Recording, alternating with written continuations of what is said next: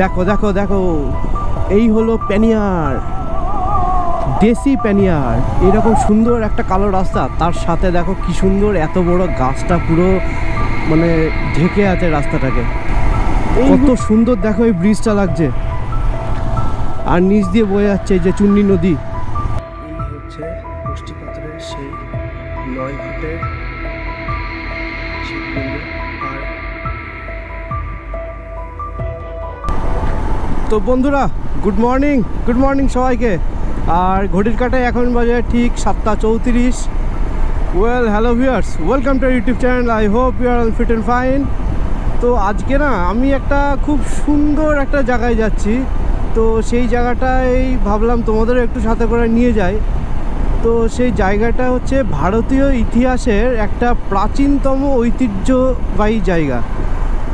তো সেই জায়গাটার নাম হচ্ছে শিবনিবাস।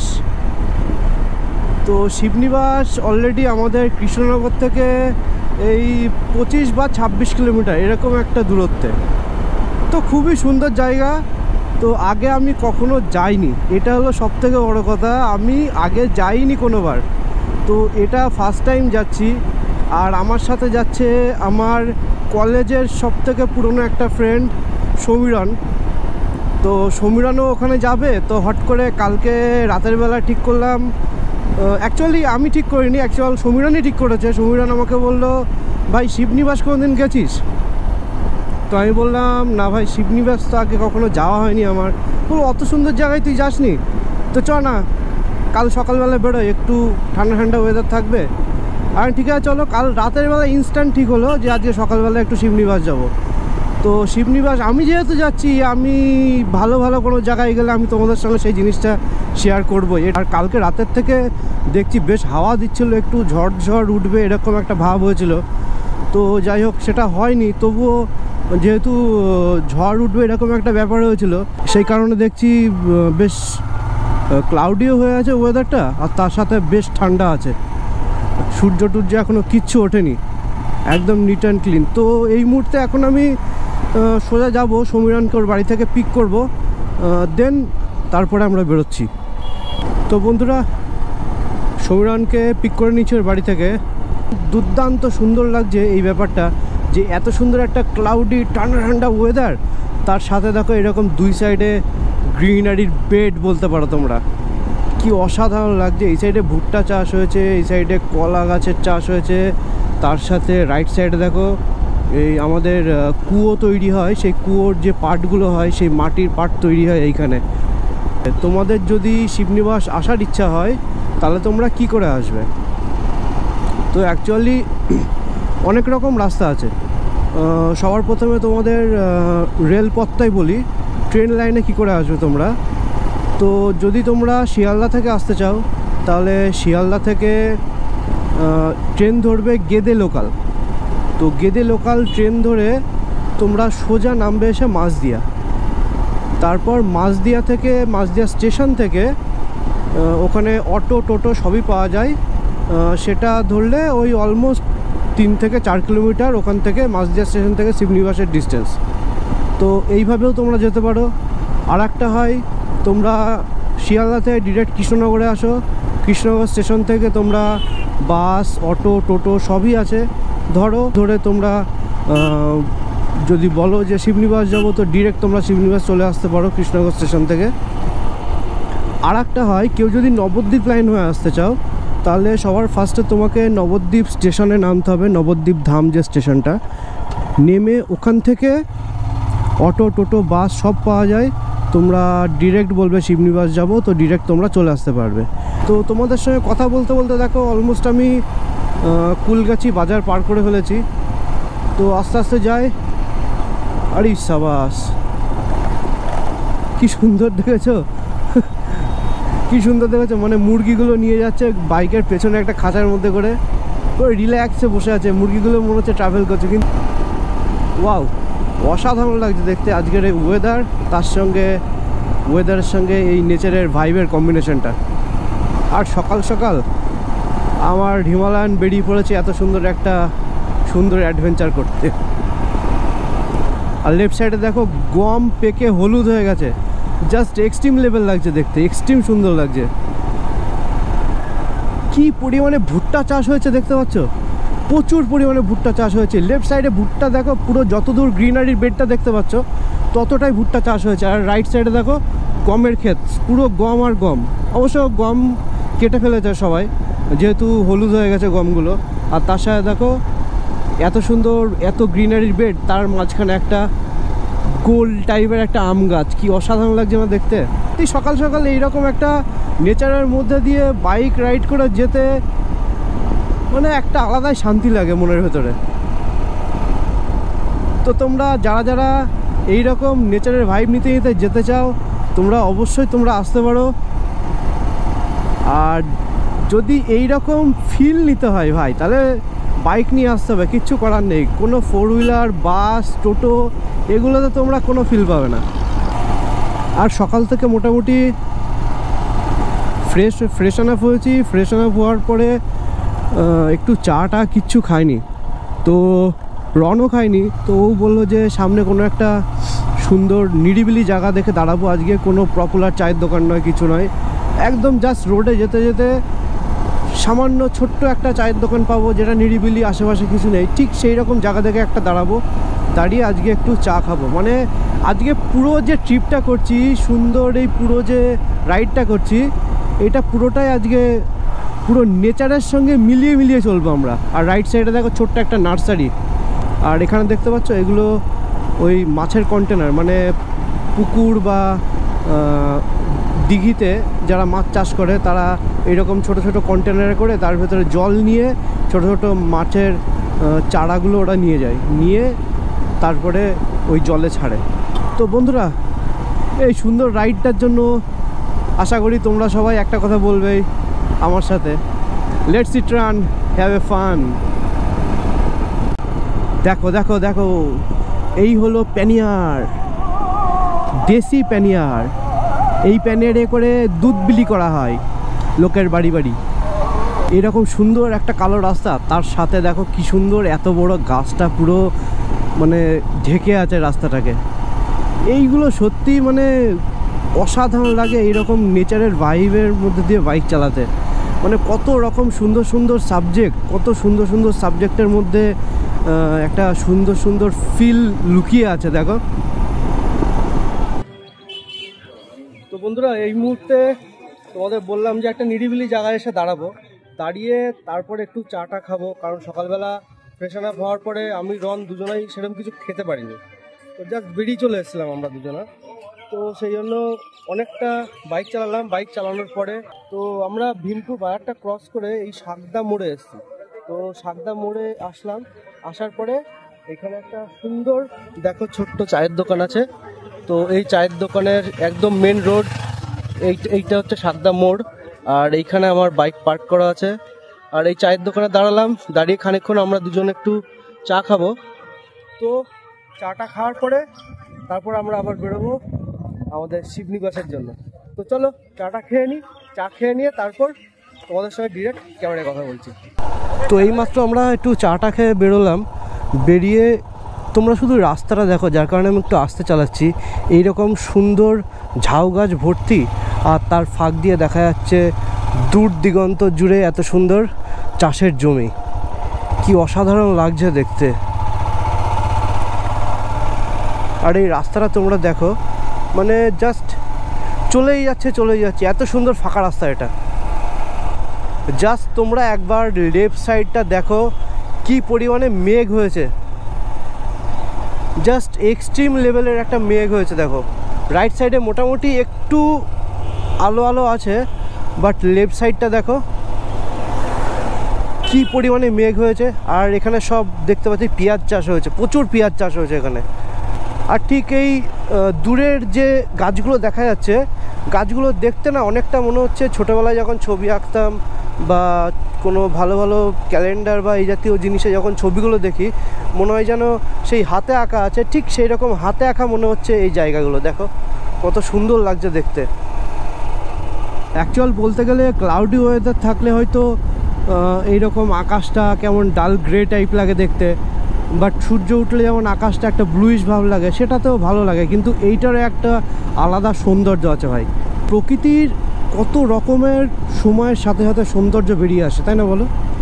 আর সত্যি কথা বলতে দেখো, এই রকম নেচারের ভাইব বলো বা প্রত্যেকটা জায়গা বলো, আমি কিন্তু কখনো কমতি করি না তোমাদের এইসব ভাইবগুলো তোমাদের সঙ্গে শেয়ার করার জন্য। তো আশা করি তোমাদেরও একটা দায়িত্ব থাকবে যে আমাকে একটু সাপোর্ট করার জন্য। আর এই রাস্তাটা কেমন লাগছে তোমরা একটু কমেন্ট করে অবশ্যই জানিও। আর তার সাথে সাথে একটু অবশ্যই সাপোর্ট অ্যান্ড সাবস্ক্রাইবটা করো ভাই। তো আমরা খানিকটা চলে আসলাম। খানিকটা চলে আসার পর এইখানে এই মোড়টা দেখতে পাবে, এই মোড়টা থেকে রাইট সাইডে আমরা নিয়ে নিলাম। এই এক্সট্রিম সুন্দর লাগছে, ফ্যাবুলাস জায়গা ভাই। কত সুন্দর দেখো এই ব্রিজটা লাগছে, আর নিচ দিয়ে বয়ে যাচ্ছে যে চুন্নি নদী।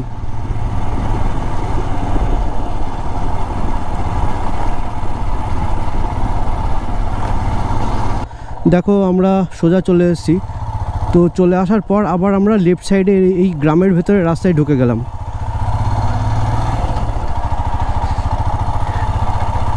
এবার ফুল গ্রামের ভাইব নিতে নিতে যাবো ভাই। ভাই টোটো টোটো ভাই আমার বাম্পার সাথে। এই দেখো পাড়ার মধ্যে এই চায়ের দোকানগুলো আমার খুব ভালো লাগে, যে চারিদিকে এরকম একটা নেচারের ব্যাপার রয়েছে, তার মাঝখানে এরকম ছোট্ট ছোট্ট চায়ের দোকান। আর ভাই কি পরিমাণে আম বাগান এখানে, আমি তো কোনোদিন আসিনি বাট এইরকম মানে প্রথমবার এই জায়গায় এসে এত পরিমাণে আম গাছ, আই আম তো জাস্ট অবাক। কি সুন্দর না বললাম? এটা এক কথায় বলে, এটাকে বলে বাংরেজি, বাংলা আর ইংরেজি মিশিয়ে বাংরেজি। বাট কোন দিকে যাবো? এই সমীরণ কোন দিকে? এই সিমনি বাসটা কোন দিকে দাদা? সিমনি বাসটা এদিকে এদিকে। তো আবার লেফট সাইডে যাচ্ছি। আমরা যখন পাহাড়ে যাই না ভাই, তখন ঠিক এই রকমই করি। কারণ পাহাড়ে গুগল ম্যাপ চালালে পরে ভাই কোথা দিয়ে কোথায় নিয়ে যাবে মানে বলা মুশকিল ব্যাপার। তো সেই কারণে আমরা ওই পাহাড়ের লোকাল যারা লোকজন আছে তাদেরকে জিজ্ঞাসা করে করেই যাই। আই থিঙ্ক চলে এসেছি আমরা শিবনিবাস। আর এই বট গাছটা দেখো কি অসম্ভব সুন্দর লাগছে দেখতে। তো চলো, এখানে তো আবার নো পার্কিং লেখা আছে ভাই, তাহলে গাড়ি দাঁড় করাবো কোথায় আমি? বাইক নিয়ে কি ভেতরে যাওয়া যাবে? তো চলো বাইকটা ভেতরে রাখি, রেখে তোমাদের সাথে কথা বলছি। তো বন্ধুরা এই মুহূর্তে চলে এসেছি আমরা শিবনিবাস। তো এই শিবনিবাসটা হচ্ছে আমাদের নদিয়া ডিস্ট্রিক্টের কৃষ্ণগঞ্জ ব্লকের একটা ছোট্ট গ্রাম আছে, সেই গ্রামটার নাম হচ্ছে শিবনিবাস। তো রাজা কৃষ্ণচন্দ্র রায় বর্গীয়দের আক্রমণের হাত থেকে রক্ষা পাওয়ার জন্য এই কৃষ্ণগঞ্জে চলে এসেছিলেন। তো চলে আসার পরে এইখানে সুন্দর একটা রাজবাড়ি তিনি স্থাপন করেছেন, তার সাথে সাথে অনেকগুলো মন্দির তিনি স্থাপন করেছিলেন। তো সময়ের কালে কালে সব মন্দির নেই, এখন এই মাত্র 3টে মন্দির বেঁচে আছে। এইখানে দেখতে পাচ্ছ মন্দিরগুলো, এইটা হচ্ছে সব থেকে বড় মন্দির, তারপরে এইটা আর একটা মন্দির, আর এই আর একটা মন্দির। তো এই 3টে মন্দির রয়েছে। এই 3টে মন্দিরের বিশেষত্ব তোমাদের একটু বলি। এই যে বড় মন্দিরটা, এই বড় মন্দিরটার নাম হচ্ছে রাজরাজেশ্বর মন্দির। তো এর ভেতরে যে শিবলিঙ্গটা আছে, সেই শিবলিঙ্গটা হচ্ছে পুরোটাই কষ্টি পাথরের। আর এই মন্দিরগুলো রাজা কৃষ্ণচন্দ্র রায় 1754 সালে স্থাপন করেছিলেন। আর এই মন্দিরের যে শিবলিঙ্গটা আছে সেটার হাইট হচ্ছে 9 ফুট। তো আর এই শিবলিঙ্গটা এশিয়া মহাদেশের মধ্যে দ্বিতীয় বৃহত্তম শিবলিঙ্গ। তো রাজার সময় কী হতো যে এখানকার যখন ভক্তরা আসতেন, ভক্তরা এসে যখন জল বা দুধ নিবেদন করতেন, তো সেটা কী হতো, এতটা হাইট ছিল শিবলিঙ্গের যে সেখানে মানে শিবের মাথায় জল দেওয়াটা খুব কষ্টকর ব্যাপার হয়ে যেত, সাধারণ মানুষ দেওয়া খুব সমস্যা। তো সেই কারণে রাজা কী করেছিলেন, এখানে শিবলিঙ্গর পাশ দিয়ে একটা সিঁড়ি বানিয়ে দিয়েছিলেন, যে সেইখান দিয়ে উঠে তারপরে ওইখানে জল দেওয়া হবে। তো তোমাদের আর একটা কথা বলি, আমরা কাশী বিশ্বনাথ সবাই জানি জায়গাটা কেমন বা কোথায়। তো এই জায়গাটাকে বলা হয় আমাদের বাংলার কাশী। আর এই মন্দির এরিয়াটা পুরোটাই চুন্নি নদীর ধারে অবস্থিত। তো চলো, তো মন্দিরটা একবার ভেতরে তোমাদের দেখাবো কেমন শিবলিঙ্গটা, সেটা তোমরা দেখবে।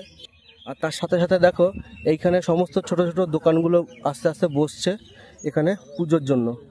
আর এখানে যে মহাশিবরাত্রি হয়, সেই মহাশিবরাত্রির সময় মানে আমাদের ডিস্ট্রিক্টের বলো, বেঙ্গলের বলো, বহু দূর থেকে হাজারো হাজারো ভক্তরা আসেন এইখানে পুজো দেওয়ার জন্য। তো চলো একবার ভিতরটা দেখাই তোমাদের। এই হচ্ছে সেই গৃহ।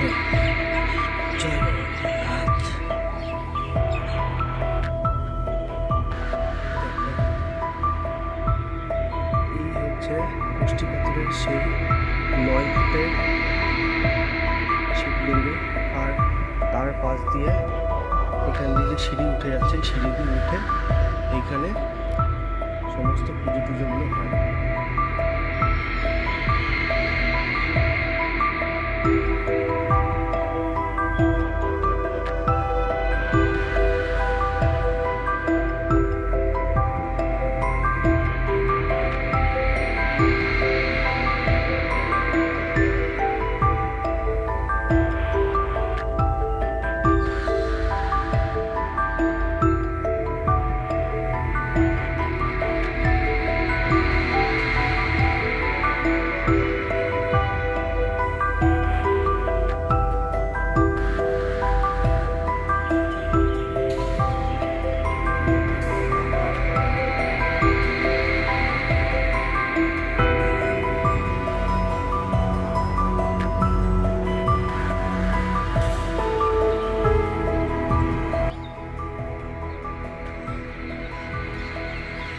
তোমরা দেখতে পারলে সত্যি সত্যি মানে আমি কোনোদিন আসিনি, তো এই জায়গাটা আসার পরে আমি ভাবছি সিরিয়াসলি মানে এত বড় শিবলিঙ্গ আমি ভাবতে পারিনি। জাস্ট স্পিচলেস হয়ে গেছি দেখে। আমি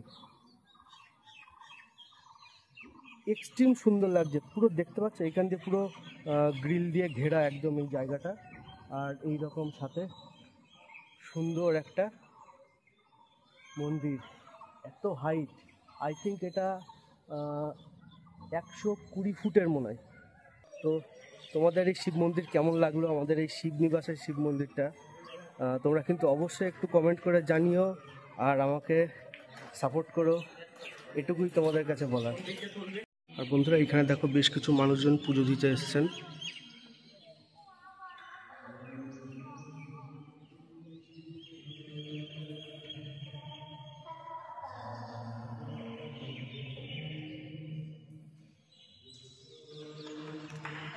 তো এই দেখো এইটা দেখা, এই শিব মন্দিরে এতক্ষণ তোমাদের দেখালাম রাজেশ্বর। এবার এখান থেকে বেরিয়ে আমরা যাব এই শিব মন্দিরটা। আর এই শিব মন্দিরটার নাম হচ্ছে রাজ্ঞেশ্বর। তো চলো এই শিব মন্দিরের ভেতরটা তোমাদের একবার দেখাই। আশা করি তোমাদের ভালো লাগবে। তো চলো, জয় বাবা ভোলানাথ।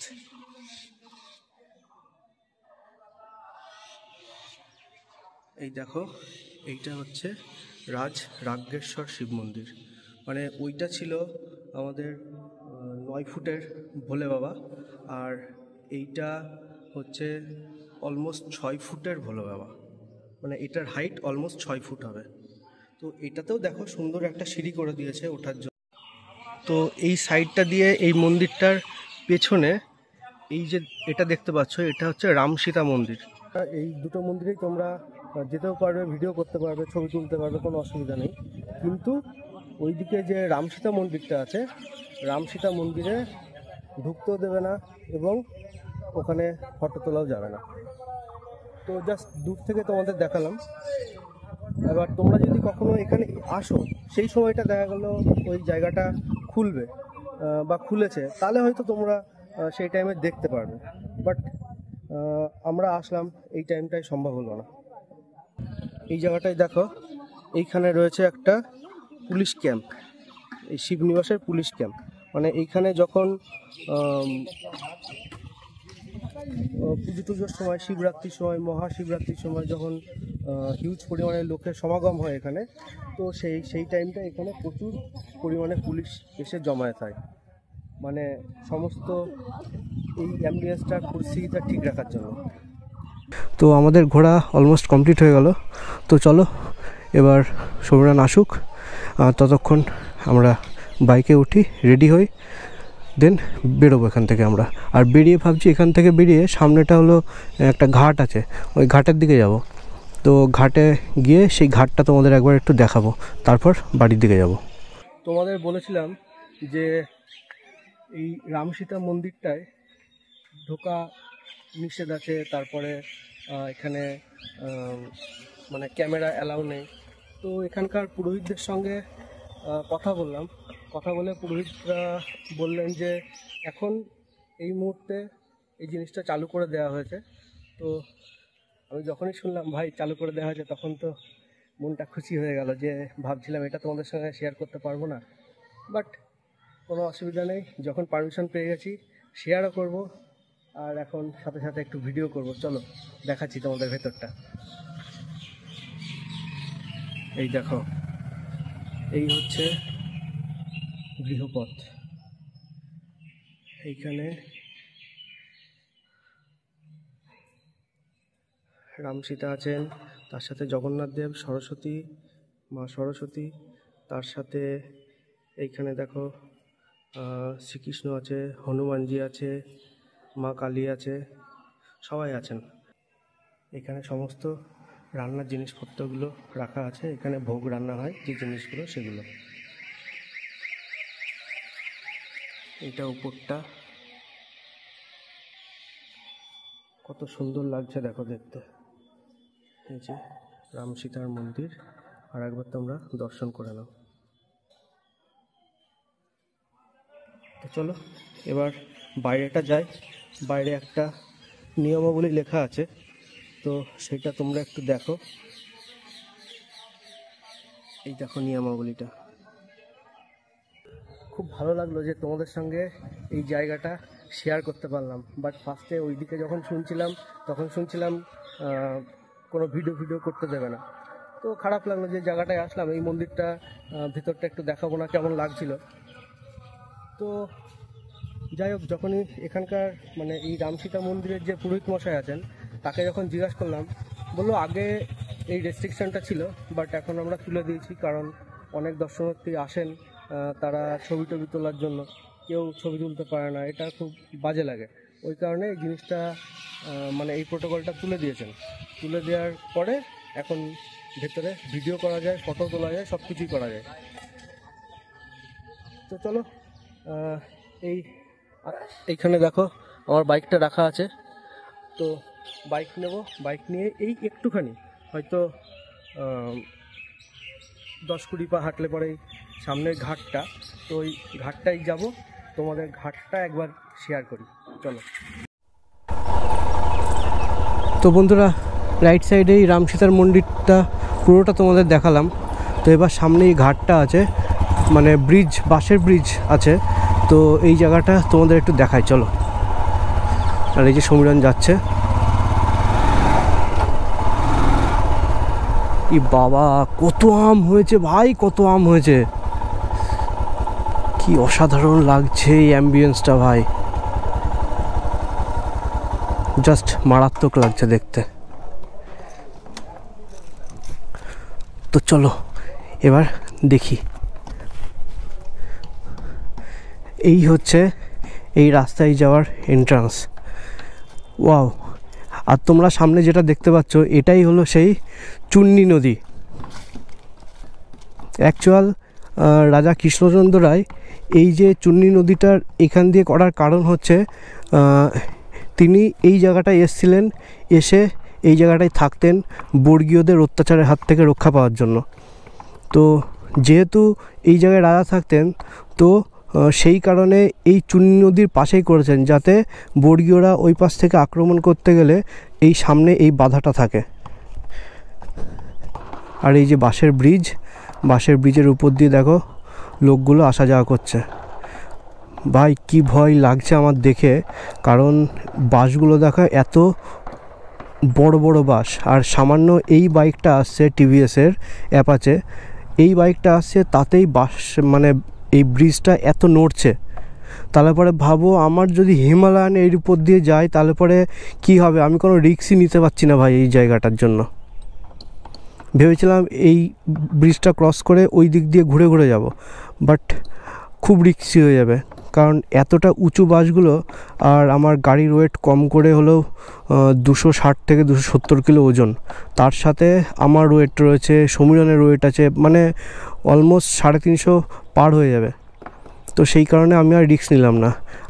আর তোমাদের এই জায়গাটা কেমন লাগলো, বা এই অ্যাম্বিয়েন্সটা, এত বড় বট গাছ, তার সঙ্গে এরকম একটা বাঁধানো পাড় নদীতে নামার, তো তোমাদের কেমন লাগলো তোমরা কিন্তু অবশ্যই একটু কমেন্ট করে জানিও, আর আমাকে সাপোর্ট করো যাতে আমি আরও এগোতে পারি আর সুন্দর সুন্দর ভিডিও ক্লিপ তৈরি করে তোমাদের সঙ্গে শেয়ার করতে পারি।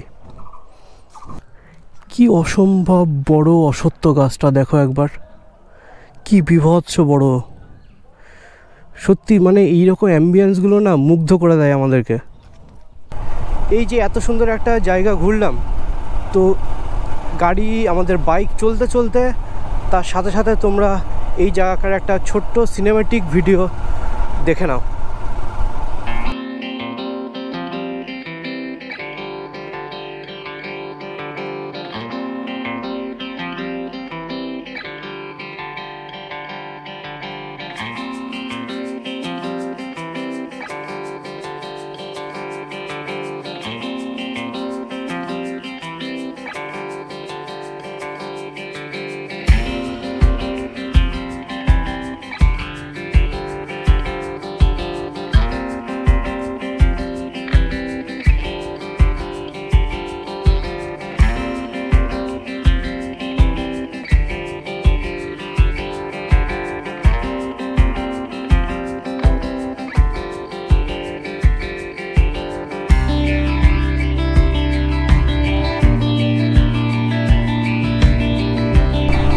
তো বন্ধুরা দেখো, আবারও আমরা সেই সুন্দর চুন্নি নদীর ব্রিজের উপর দিয়ে যাচ্ছি।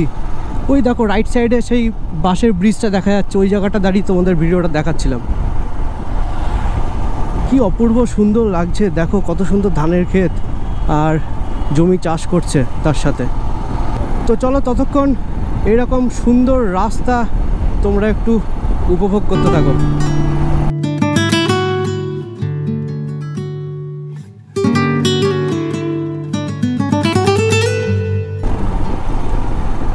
জাস্ট এক্সট্রিম লেভেলে সুন্দর লাগছে, এক কথায় বলতে পারো লোকেশন প্রো ম্যাক্স।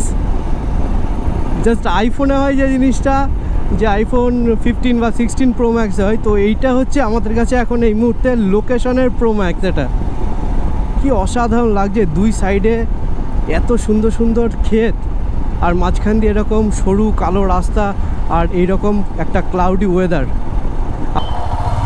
আর এই লেফট সাইডের রাস্তাটা দেখছো, এই রাস্তাটা দিয়েও আসা যায়। তো আমরা ভেতর দিয়ে আর আসিনি, আমরা মেন রাস্তা ধরেই যাচ্ছি।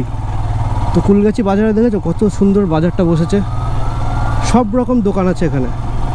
খুব অল্প স্বল্প একটু রোদ উঠেছে, তার সাথে 2-1 ফোঁটা করে আবার বৃষ্টিও পড়ছে।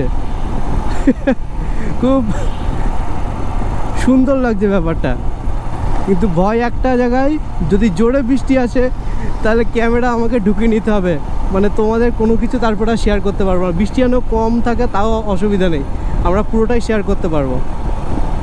আর এই রাস্তাটা দিয়ে বরাবর যখনই যাই না কেন খুব ভালো লাগে কোন জিনিসটা জানো, দুই সাইডের গ্রিনারিটা, আর তার সাথে দেখো এইরকম সুন্দর ফাঁকা রাস্তার মাঝখানে এরকম কিছু কিছু বট গাছ এরকম বেশ রাস্তার মাঝখানে উপর দিয়ে চলে আসে।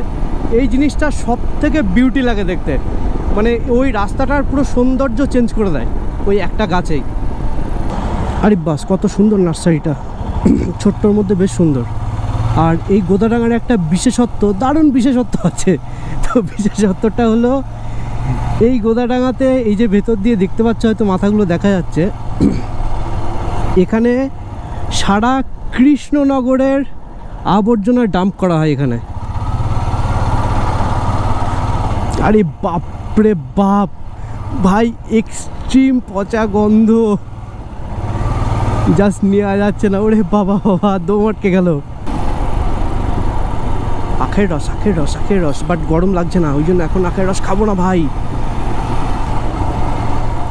আই হাই আই হাই আই হাই, এত বড় গর্ত।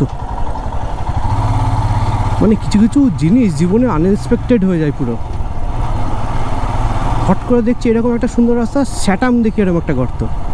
এই দেখো, বলতে বলতে আবার একটা বাম্পারও। এই দেখো, আমার প্রাণের শহর কৃষ্ণনগর, আমাদের কৃষ্ণনগর। আর এই দেখো লেফট সাইডে, এই হলো সেই মাঠ। এইখানে বিশাল বড় জগদ্ধাত্রী পুজো হয়। আর সন্ধ্যাবেলাতে এই জায়গাটা মানে প্রচুর দোকানপাট বসে, মানে মনে হবে কি প্রতিদিনই মেলা বসছে এরকম মনে হবে তোমাদের দেখে। এত সুন্দর, আর লাইট ভর্তি, মনে হবে যেন দিনের বেলা এসছি। তো বন্ধুরা, ফাইনালি সমীরণকে ওর বাড়িতে ড্রপ করে দিলাম। ড্রপ করে দিয়ে এবার আমি আমার বাড়ির পথে চলে এসেছি। আই হোপ বন্ধুরা তোমাদের এই ভিডিওটা খুব ভালো লাগবে। আর যদি ভালো লাগে তাহলে পরে অবশ্যই আমার ভিডিওটাই লাইক করো, কমেন্ট করো, শেয়ার করো অ্যান্ড সাবস্ক্রাইব করো। আর আমাকে একটু সাপোর্ট করো ভাই তোমরা। তো খুব তাড়াতাড়ি আবার নেক্সট ভিডিও তোমাদের সঙ্গে শেয়ার করার জন্য নিয়ে চলে আসছি। তো আজকের মতো ভিডিওটা এখানে এন্ড করছি। তো সবাইকে টাটা, বাই বাই।